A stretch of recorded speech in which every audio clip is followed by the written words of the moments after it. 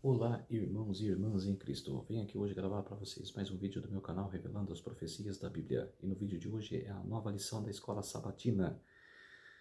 A nova lição da Escola Sabatina é o amor e a justiça de Deus. Eu vou falar, da lição número 1, que Deus ama com generosidade. Antes de eu falar dessa lição, desse tema, eu preciso da ajuda de vocês para se inscreverem no meu canal Revelando as Profecias da Bíblia. Ative os sininhos de notificações para receberem o meu vídeo, deixe seu like e compartilhe com o maior número de pessoas que vocês puderem o conteúdo do meu canal. Preciso da ajuda de vocês, tá ok? Vamos orar para fortalecer a nossa fé? Querido Deus e Pai, muito obrigado por esses minutos e segundos que o Senhor vai estar comigo, meu Deus, para pregar essa lição maravilhosa. Essas palavras, de coragem e de amor, Senhor. Muito obrigado, meu Deus. E muito obrigado também, Senhor, por vivenciar esse dia maravilhoso, o dia de sábado, que começou ontem ao pôr do sol e que termina hoje ao pôr do sol. 24 horas de adoração e louvor, Senhor, meu Deus. Por isso, Senhor, venho aqui hoje, para mostrar essa nova lição da Escola Sabatina, o amor e a justiça de Deus. E peço a ajuda do Senhor para ficar comigo nestes minutos e segundos, Senhor. Faça-me de mim o seu servo. Tudo isso agradeço e oro em nome do meu Salvador Jesus Cristo. Amém. Vamos lá, povo de Deus. O verso para memorizar na lição de sábado.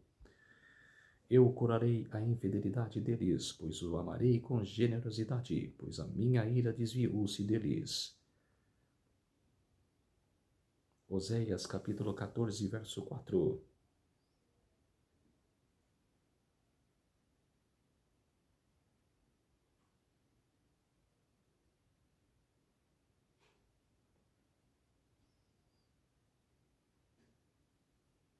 Ainda que Pedro tivesse negado Jesus 3 vezes, como havia sido predito pelo próprio Jesus.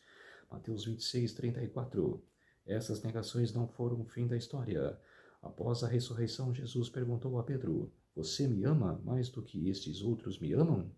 E Pedro respondeu: Sim, o Senhor sabe que eu amo. Jesus disse: Apacente os meus cordeiros. Então perguntou novamente a Pedro: Você me ama? E o discípulo respondeu: Sim, o Senhor sabe que eu o amo. Cristo disse: Pastorei as minhas ovelhas. Novamente, pela terceira vez, ele perguntou a Pedro: Você me ama? Pedro ficou triste por Jesus ter perguntado pela terceira vez: Você me ama? Então respondeu: O Senhor sabe de todas as coisas, sabe que eu o amo. E Jesus disse: Apacente as minhas ovelhas. João capítulo 21, versos 15 a 17. Assim como Pedro negou 3 vezes e foi restaurado 3 vezes por meio da pergunta crucial: Você me ama?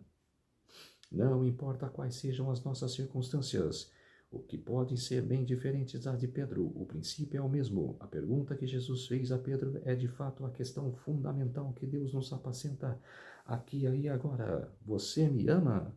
Tudo depende de como respondemos essa pergunta. Com certeza, essa pergunta eu respondo: eu amo a Jesus, amo a Deus, aceito em minha vida, em minha alma e em meu coração. E você? Deixe nos comentários o que você responderia.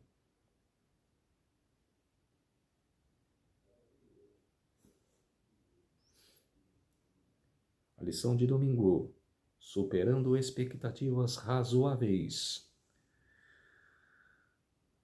Deus não apenas pergunta: você me ama? Mas Ele ama cada pessoa e o faz generosamente. Ele ama você mais com generosidade, muito mais do que imaginamos. Muito mais do que conhecemos esse amor pelo modo como Deus atuou na história de seu povo. A pergunta número 1. Leia Êxodo capítulo 33, versos 15 a 22, pensando no contexto desses versículos e na história em que estamos inseridos. O que nessa passagem, especialmente o versículo 19, revela sobre a vontade e o amor de Deus. Tudo parecia perdido. Pouco depois da surpreendente libertação do povo de Deus da escravidão no Egito, os israelitas se rebelaram contra o Senhor e adoraram um bezerro de ouro. Quando Moisés desceu do monte, viu o que eles haviam feito e, indignado, lançou ao chão as tábuas dos 10 mandamentos, quebrando-as. Apesar de terem perdido todo o direito dos privilégios e bênçãos da aliança concedida por Deus com tanta generosidade, ele escolheu voluntariamente continuar no relacionamento de alianças com os israelitas, ainda que fossem indignos das bênçãos e da aliança. Em Êxodo 33, capítulo 33, verso 19, lemos: Terei misericórdia de quem eu tiver misericórdia, e me compadecerei de quem eu me compadecer. Muitas vezes essas palavras são interpretadas enormemente como se Deus escolhesse por compassivo e misericordioso com alguns e negasse isso a outros de forma arbitrária. No entanto, Deus declarou que será seletivamente misericordioso e compassivo com alguns, mas não com outros. Essa não é a forma do que o Senhor atua, ao contrário do que dizem algumas interpretações teológicas, segundo as quais ele predestina alguns à perdição eterna. Então, o que Deus está dizendo em Êxodo 33:19? Ele está declarando que, como Criador, tem todo o direito e autoridade para ser generoso em sua misericórdia e compaixão, até mesmo com aqueles que não as merecem. Era isso que ele estava fazendo naquela ocasião ao mostrar misericórdia para o povo após a rebelião que adoraram o bezerro de ouro, mesmo que não merecessem a compaixão de Deus. Esse é apenas um exemplo dentre muitos que Deus demonstra seu amor surpreendente. Além de expectativas razoáveis, não são essas excelentes notícias? Pergunta no rodapé. Deus continua manifestando seu amor por você além das expectativas razoáveis? Quer dizer, que era o que aconteceu lá no Monte Sinai. Que era quando Moisés desceu. Que ele ficou 40 dias e 40 noites conversando com Cristo. Que era o povo, que era, como se diz, sentiu falta de Moisés. Que era, sentiu a falta dele. Aí, quer dizer, eles fizeram, que era daí, que era, falou para Arão, que era fazer um bezerro de ouro, que era para adorar, que era para ter a um Deus que nos tirou do Egito, que a gente quer adorar ele, vendo ele, que era, mas não é. Que era o que Deus no mandamento fez, que era o segundo mandamento, que era não fazer imagens de escultura, nem no céu, nem na terra, e nem debaixo da terra, que era de não ter estátuas. Mas o povo desobedeceu esse mandamento. E se Deus continua manifestando o seu amor além das expectativas razoáveis, cara, você tem, ele não te abandona, cara, mas você tem que também se ajudar. Cara, eu e vocês, cara, temos que nos ajudar. Cara, temos que se ajudar para que ele fique conosco. Cara, que a gente se aproxima dele.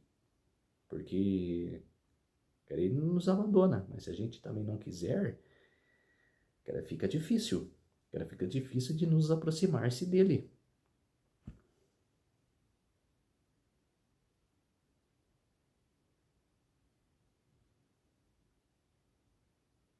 A lição de segunda-feira, amor não correspondido.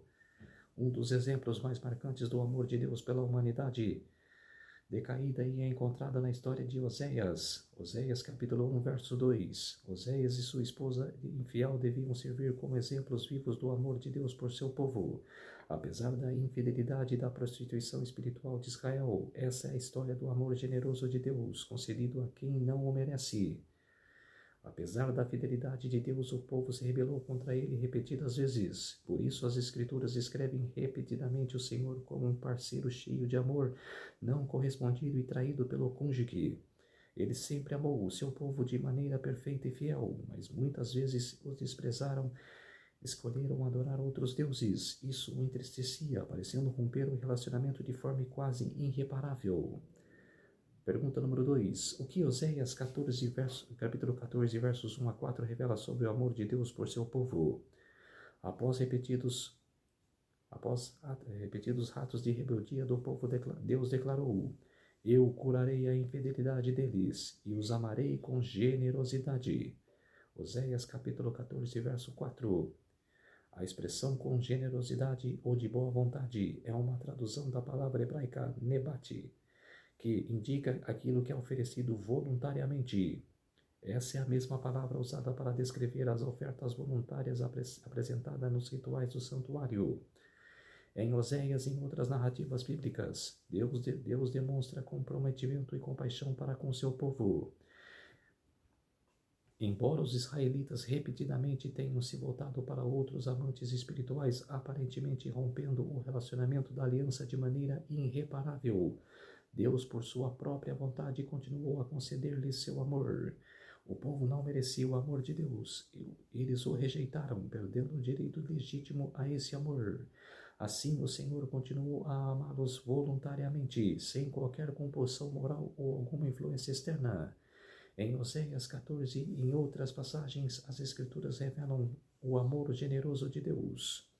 A pergunta no rodapé: muitos veem Deus como juiz severo. Contudo, Oséias mostra o Senhor sendo traído pelo seu cônjuge. A ideia do amor não correspondido ajuda você a perceber Deus de modo diferente? Isso influencia a sua percepção do seu relacionamento com Ele? Quer dizer, cara, que eu acabei de falar, cara, minutos atrás. Cara, Deus não abandona o seu povo. Cara, é o povo que abandona a Deus. Cara, e por isso, cara, que a gente não tem que achar ruim nada. Cara, que Deus está, cara, agindo. Cara, é como se disse, a gente, cara, se a gente trai a confiança de Deus, cara, a gente está, cara, longe dele. Cara, a gente está longe do amor de Deus. Por isso que, cara, se a gente se aproximar dele, cara, respeitar os mandamentos, cara, aceitar a sua lei, cara, os seus preceitos, e aceitar Jesus em sua vida, se você aceitar Jesus em sua vida, cara, Deus em sua história, cara, na sua alma, cara, e andar junto com Deus, cara, daí você, cara, vai ficar perto de Deus, você vai sentir a presença de Deus em sua vida. Não ficar bravo com como Deus pensa. Não, cara, você deve buscar aproximar dele. Lição de terça-feira. Amor concedido livremente. Deus não apenas continuou a conceder seu amor a Israel de modo generoso e voluntário, apesar das rebeliões do povo, mas fez o mesmo conosco, embora sejamos pecadores. Não merecemos o amor de Deus e jamais poderíamos conquistá-lo. Além disso, o Senhor não precisa de nós. Deus não carece de nada. Atos capítulo 17, verso 25. O amor de Deus por você e por mim é completamente espontâneo e voluntário. Pergunta número 3. Compare Apocalipse 4:11 com Salmo 33, verso 6. O que esses versículos nos diz sobre a autonomia de Deus em relação à criação? Deus criou o mundo por sua vontade e por causa disso, ele é digno de toda a glória. Glória, honra e poder. Deus não precisa ter criado o mundo antes da fundação do mundo. Ele já desfrutava o relacionamento de amor que existia na Trindade. A pergunta número 4. A quem o Pai amava antes da fundação do mundo? Deus não precisava de criaturas que fossem objeto de seu amor, mas em conformidade com seu caráter de amor, ele escolheu criar o mundo e estabelecer um relacionamento de amor com suas criaturas. Deus não apenas criou este mundo por sua própria vontade, como um ato de seu amor generoso, mas também continua a amar voluntariamente os seres humanos, mesmo depois da queda da humanidade no Éden, e mesmo depois que todos pecaram individualmente. Após a queda no Éden, Adão e Eva perderam o direito de continuar vivendo de receber o amor de Deus. No entanto, o Senhor que sustentava todas as coisas pela sua palavra poderosa, Hebreus capítulo 1, verso 3, em seu grande amor, misericórdia e graça, sustentou a vida deles e abriu um caminho para reconciliar a humanidade consigo mesmo por meio do amor. E nessa reconciliação também os inclui. Pergunta no rodapé. Apesar do pecado e do nosso estado decaído, Deus continua concedendo amor a este mundo. Que isso nos diz sobre seu mundo, sobre o seu caráter? Essa verdade nos leva a amá-lo? Eu não tenho dúvida nenhuma. Deus é poderoso, Deus é criador desse mundo, Ele é nosso Pai e eu amo claramente. Eu amo evidentemente. Amo demais. Tenho minhas falhas, meus pecados, mas é do ser humano em si. Mas o amo verdadeiramente. estudo sua palavra e aceitei na minha vida. É isso que você deve fazer também. Hoje, agora. Não esperar para depois. Agora. Lição de quarta-feira. Muitos são chamados, mas poucos são escolhidos. Deus não apenas ama as pessoas por sua própria vontade, mas também as convida a corresponder ao seu amor. Ele nos dá a capacidade de escolher se aceitaremos ou rejeitaremos seu amor. Isso fica claro na parábola sobre o banquete de casamento. Pergunta número 5. Qual é o significado desta parábola? A parábola do banquete de casamento, um rei organiza uma festa para o seu filho e envia seus servos para chamar os convidados, mas eles não quiseram vir. Mateus 22, versos 2 a 3. Depois de várias tentativas, os convidados continuaram ignorando o chamado. Para piorar, prenderam e mataram os servos enviados.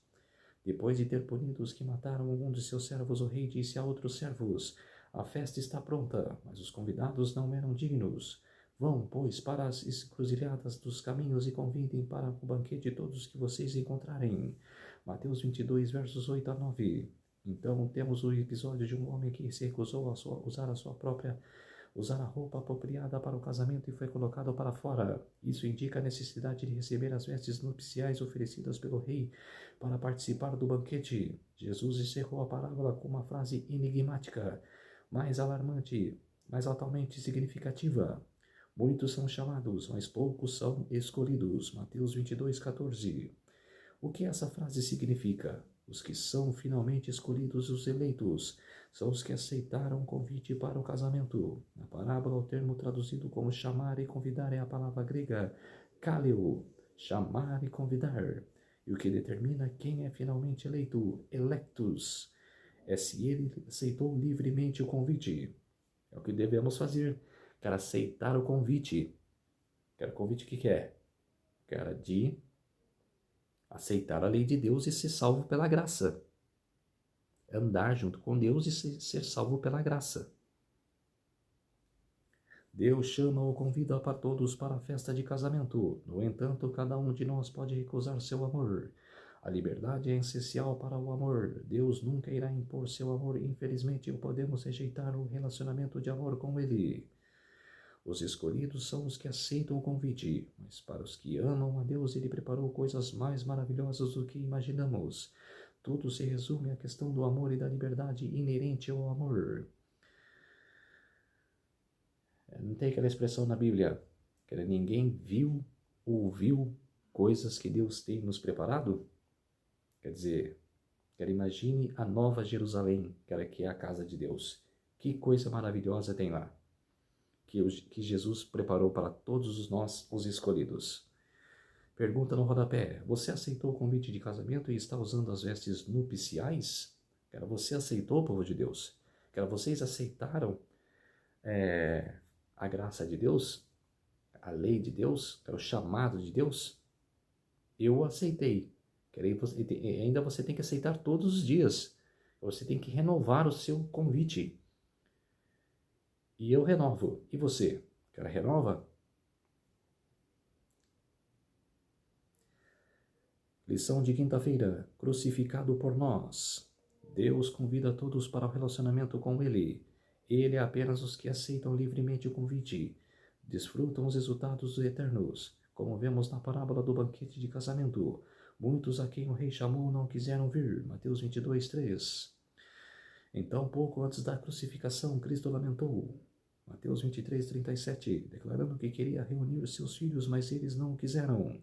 O mesmo verbo grego que significa querer, telo, é usado tanto para o desejo de Cristo de salvá-los, quanto para a relutância deles em serem salvos.